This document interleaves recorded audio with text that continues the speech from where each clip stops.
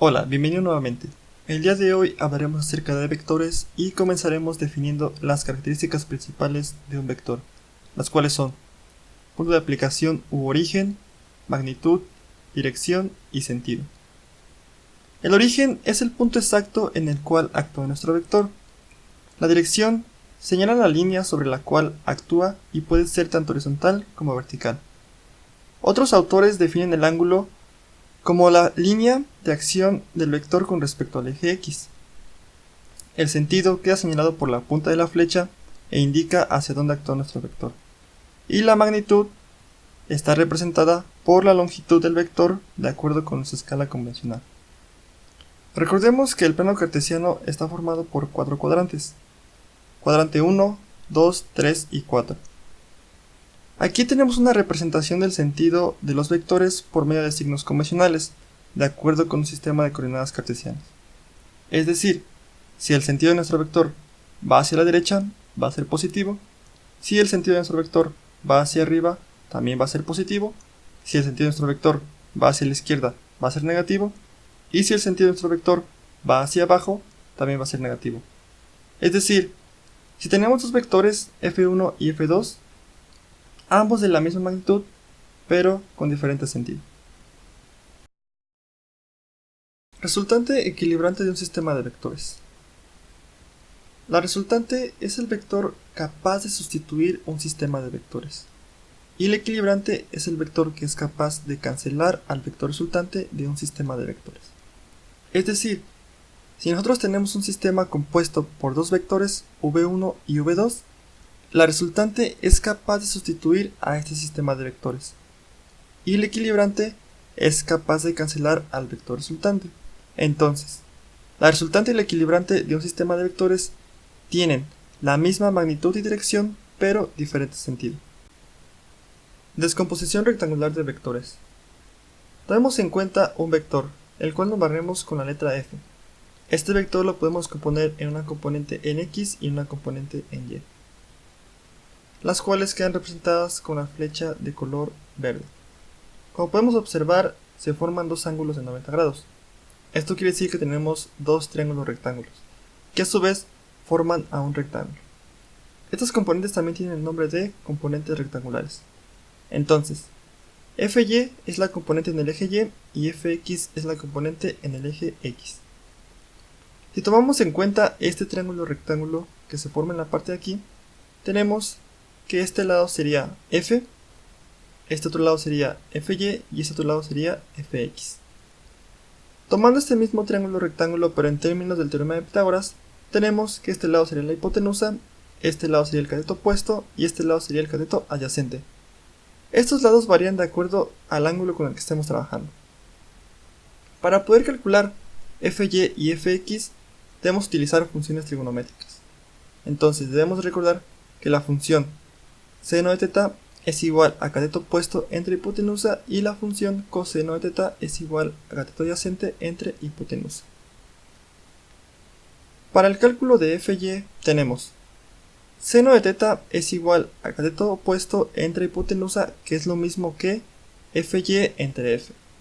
Al realizar el despeje tenemos que fy es igual a f por seno de teta. ¿Qué hicimos? Únicamente despejamos f, aquí está dividiendo y acaba de pasar multiplicando. Para el cálculo de fx, tenemos que coseno de teta es igual a cateto adyacente entre hipotenusa, que es lo mismo decir fx entre f. Al realizar el despeje tenemos que fx es igual a f por coseno de teta.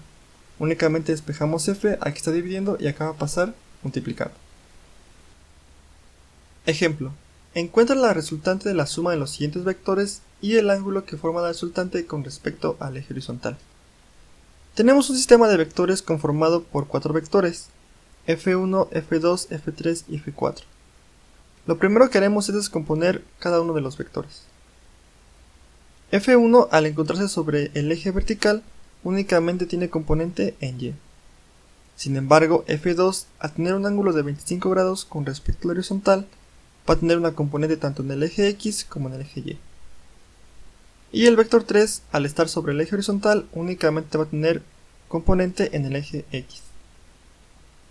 El vector f4, al tener un ángulo de 40 grados con respecto a la horizontal, igualmente va a tener una componente en el eje y y una componente en el eje x.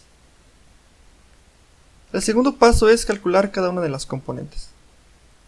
Para el vector 1 o f1, tenemos que f1 en x es igual a 0 y f1 en y es igual a 2.5 newtons. Ahora, ¿por qué el valor de f1 en y es el mismo que f1? Como podemos observar, este vector f1 se encuentra a un ángulo de 90 grados. Y recordemos que para calcular fy es f que multiplica por el seno del ángulo. Entonces el seno de 90 es 1 que multiplica por 2.5 nos da 2.5 newtons. Para el vector 2 tenemos que por tener un ángulo de 25 grados con respecto al horizontal va a tener una componente tanto en y como en x. Entonces para calcular f2 en x es igual a f2 por el coseno de 25 que nos da un total de 2.71 newtons. Y f2 en y que es igual a f2 por el seno de 25 nos da un total de 1.26 newtons.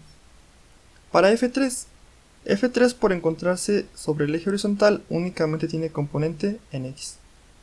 Ahora, como podemos observar, el valor de la componente en x es la misma que el valor del vector.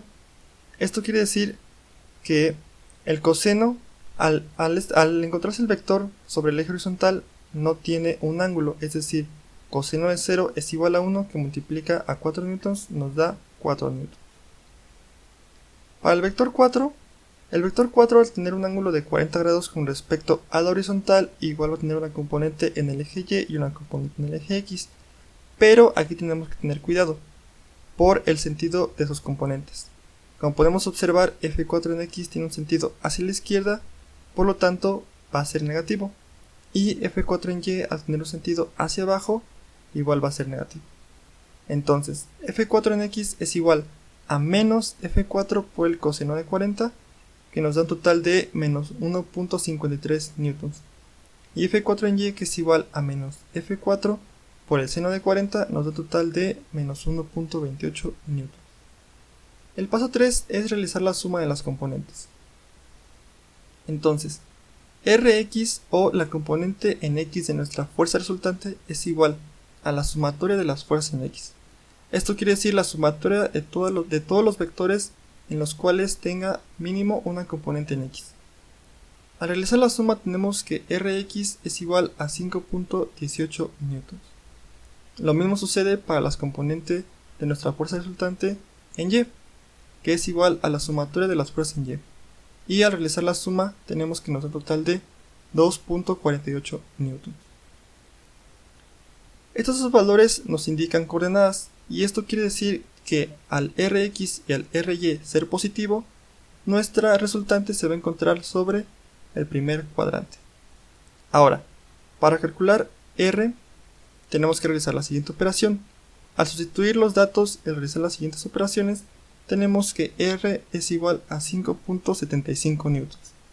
Ahora, para poder calcular el ángulo, que es igual a la tangente a la menos 1 de Ry sobre Rx, al realizar las operaciones tenemos que el ángulo es igual a 25.6 grados.